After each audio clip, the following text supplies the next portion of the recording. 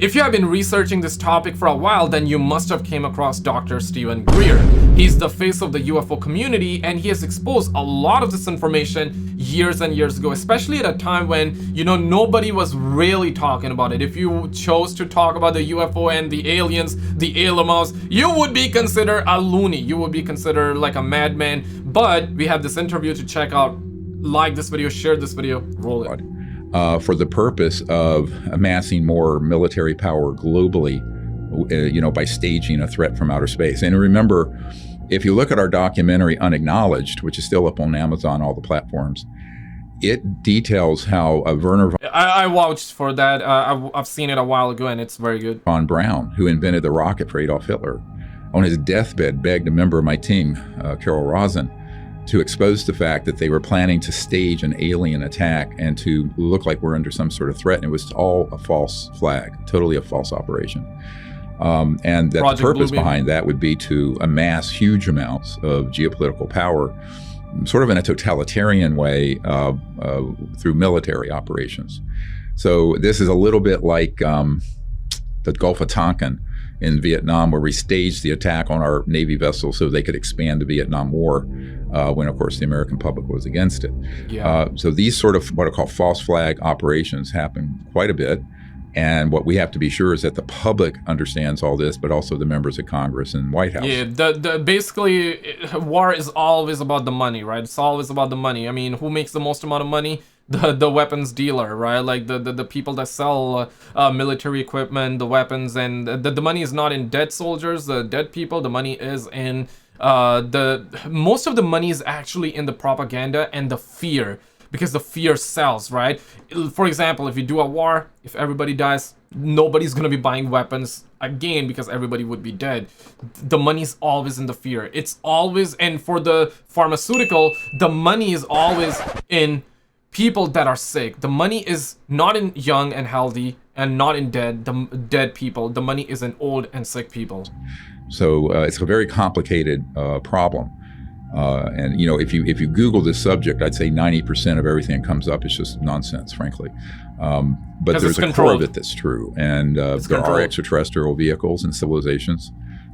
There are advanced aircraft that are anti-gravity based on ET craft that were studied. Flying around. I'd say probably 80% of the UFOs people see are actually ours, but they're not acknowledged. That's why we named that documentary Unacknowledged, because it's the first word in unacknowledged special access projects. And the biggest rumor, speculation, conspiracy, whatever you want to call it, is with the triangle-shaped UFO, the TR-3B. A lot of people have seen it. I have not. I'm not claiming to have seen it because I have not. But people that claim to have seen it, they say that it's alien. But the rumor and the word around the street here is that we actually have reverse engineered their crap. Oh shit! And their craft as well. Not just the crap, but the craft as well. And it's one of ours. So, and Dr. Stephen Greer is one of those guys that to claim that most of it is ours. That's insane. And obviously, if it's ours, we have reverse engineered from the ET crafts. So technically it's theirs, but now we made it ours, if that makes sense. Unacknowledged SAPs are the ones that are off book, deep black, etc. And they deal with this. And this is a real problem, because in my meetings with senior members of the Senate and House, and also White House and cabinet level people over the years, as well as Pentagon folks, I mean, they are not allowed access to those projects. And if they push too hard, they get threatened. It was like in 1997, I briefed the head of intelligence for the Joint Chiefs of Staff, Admiral Wilson. And I had given him a portfolio of documents and information that I have that are in our book, Unacknowledged, if people want to see them. And he ended up, because one of those documents had the project code names and numbers from the early 90s. From Nellis Air Force Base, Area 51.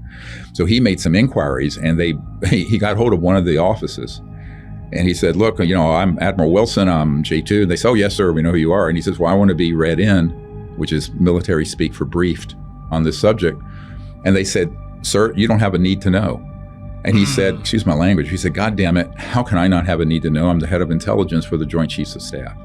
They said, it's crazy to me that even at a lot of this is something that I heard and I couldn't believe it. I mean, now we know it's true. It's like, even if you're a president, you don't know everything about your own country. Oh, shit! Like, I'm talking about the secrets. Obviously, like, in that way, you do not know everything about your country, about the world. Obviously, nobody knows. But in the aspect of, hey, the secrets, you know, your country's secret, you're only on the need to know basis. And apparently, the alien and the UFO stuff is beyond the level of presidency. Like, even if you're a president, like, even if you're trying to look for it, you're not told the truth. Maybe because how many times we had like US presidents before they become president, they're like, yeah, I'm gonna reveal the truth, I'm gonna tell everything, I'm gonna be in office and I'm gonna leak everything about the UFOs, and then they are in office and guess what, their tone changes. You know, I can think of Trump, Donald Trump, when right before and right after, his tone changed though. It's as though like he found out something and now he's like, I'm not gonna tell the public. It's you know, even with Obama, right? Even Obama, I feel it really feels like that he knows something about it, because there was a very, very popular interview that he gave years and years ago where, you know, the interviewers like talk about the aliens and he's like, I can't, I'm afraid I can't. Sir, we will not discuss this with you any further. Cut the line. And then he pushed further and got threatened personally, and threatened with losing a star and being demoted in his position as an admiral.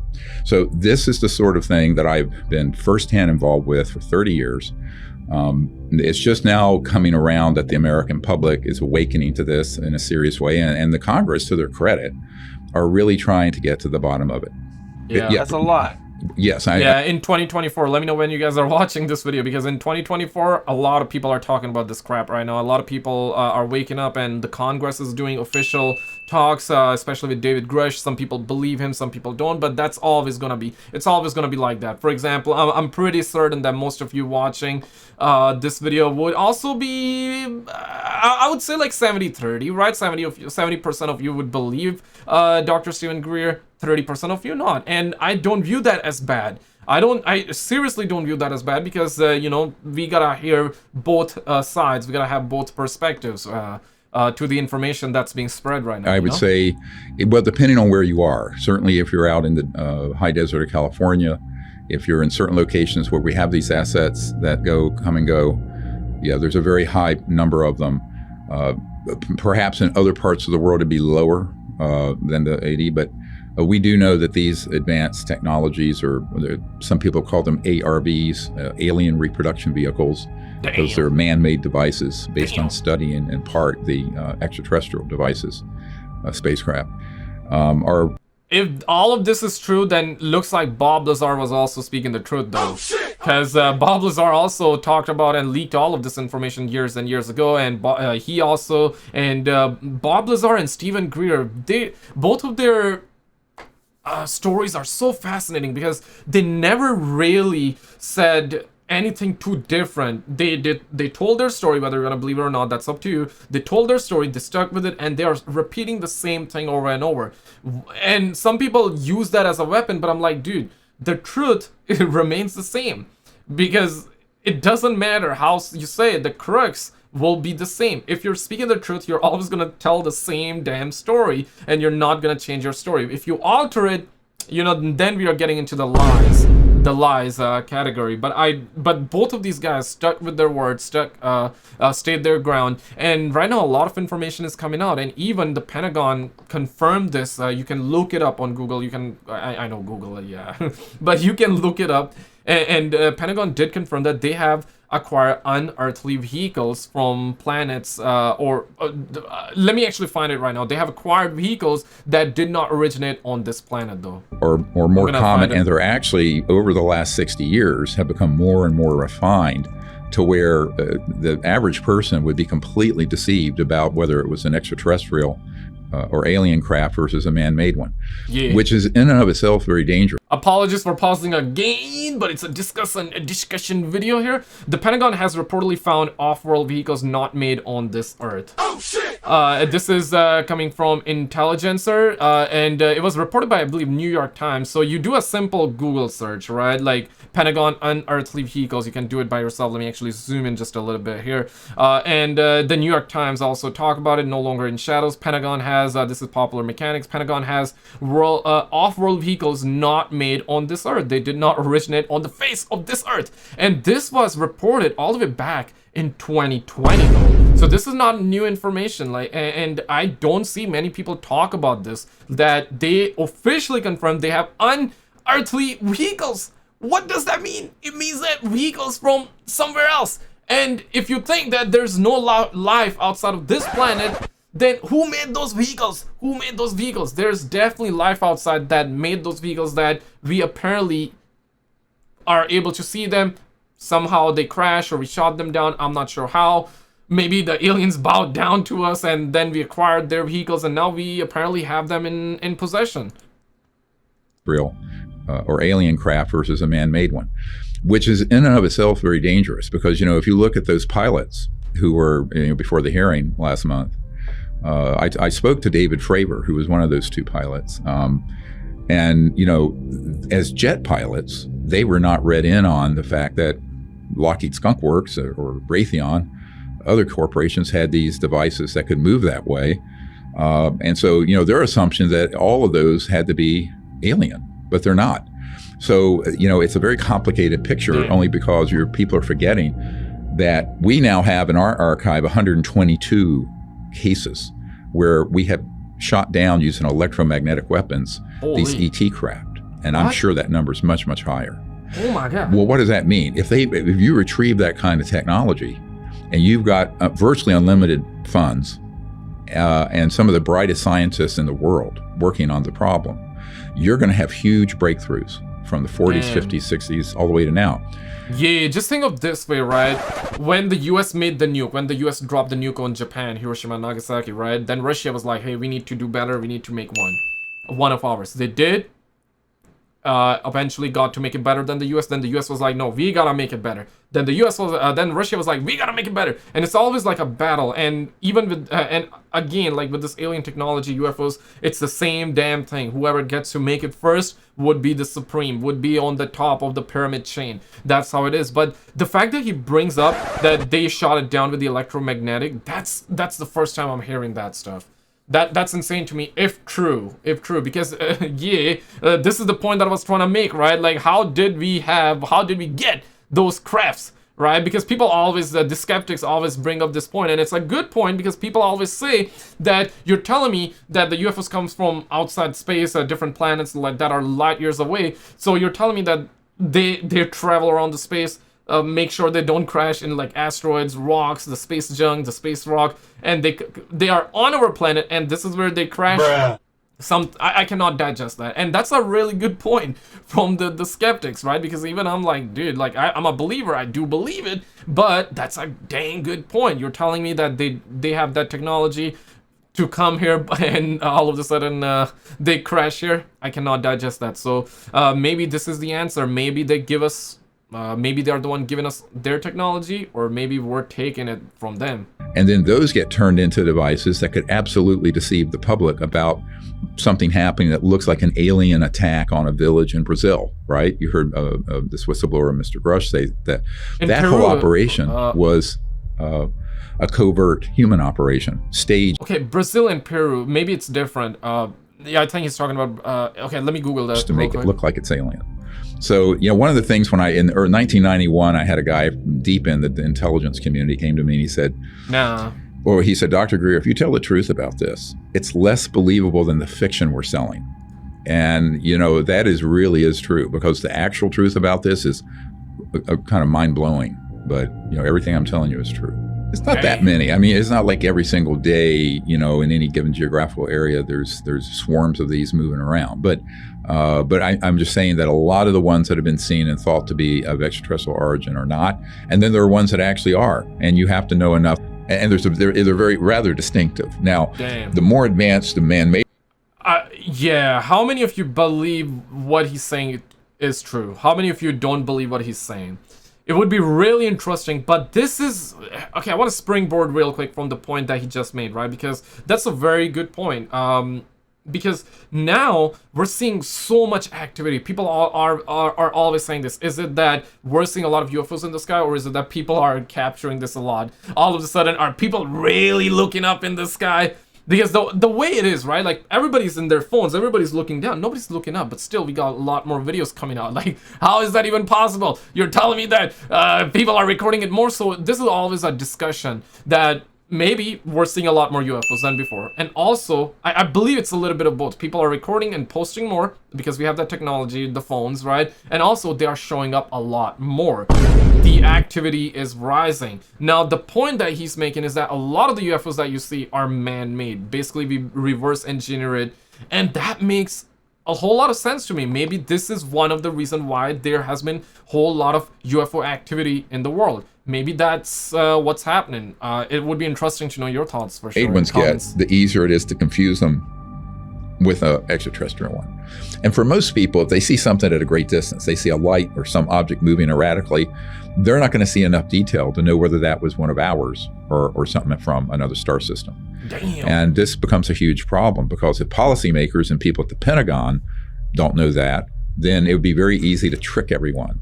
And so there are two big, I think, overarching Project reasons Bluebeam, for the maybe, secrecy. huh? One is the technology and science game, where they're keeping this secret because they're protecting $1,000 trillion worth of oil and utilities and coal and nuclear power plants. The other is this game of trying to eventually let this come out, but spin it in the direction of this false narrative of there being an alien threat. Yeah. So those are the two twin pillars of the secrecy since the 1950s. And those of you that know Dr. Stephen Greer, and even if you don't know, okay, for those of you that don't know, right, Dr. Stephen Greer is is very, very big on the fact that the aliens are not bad, that they're not here to hurt us. And he's one of the only guy to say that. Because like everywhere you look, it's like the Martians are here, lock yourselves in the basement. I obviously do that as a joke, but the reality is that Project Bluebeam is something that is all about the alien threat. It's all about the alien threat. And once you start to piece up this puzzle up, once you start pick up these pieces, then it's like, okay, so we're reverse engineering their crafts, and all of a sudden we are seeing UFOs in the sky. The activity is rising. He's claiming that most of it is ours. Okay, then maybe they really are gonna go after Project Bluebeam. But my question is that a lot of people are aware about the Project Bluebeam. Not everybody, but at least on the internet, you know, if that ever happens, if Project Bluebeam ever happens, man, people are gonna scream. Everybody's gonna tell everybody. They're gonna tell their grandpa. They're gonna tell their cats. It's just a Project Bluebeam. Fear not, honey. And every husband would be like, fear not, honey. It's just a Project Bluebeam. The aliens are not here. You know what I mean, right? So everybody will tell everybody. And with the internet, the information is gonna spread. Yeah, sure, people are gonna panic. But it's like, I feel like that what I'm trying to say here is that we're in a time where most people are aware of the Project Bluebeam. So maybe it's just not even gonna happen. Or it's gonna happen, but not in the same way that we think it's gonna happen. Right? Yeah. And I don't know, man. Archive from 1993 or 4, when I recommended to President Clinton, after I briefed his CIA director on this, that these projects were being run illegally in big corporations that were keeping the UFO issue secret, the technology secret, and that the best way to do it would have a amnesty period where they're notified you have to bring forward your technologies, the spacecraft you've retrieved, which are extraterrestrial in origin, the man-made spacecraft that are running off of reverse engineered technologies, and they got to do it or be criminally prosecuted. So that an amendment to the intelligence funding bill came out of the Congress after our National Press Club event in June, and it got also out of the Senate, I think, pretty unanimously. Right now, it's being held up until the House comes back after recess, and the House of Representatives, if they approve it, then it'll become part of the law, and that will start a clock ticking where these large corporations are going to have to cooperate with the inquiry and turn over what they have, or be subject to criminal prosecution. Guys, click on this video on the screen because we just did a massive video on the UFOs and everything like that, the aliens, and the videos that you're gonna see, the clips that you're gonna see are gonna blow your mind. Don't sleep on this one. Check this out, and I will see you right there. And remember to hide your kids, guys.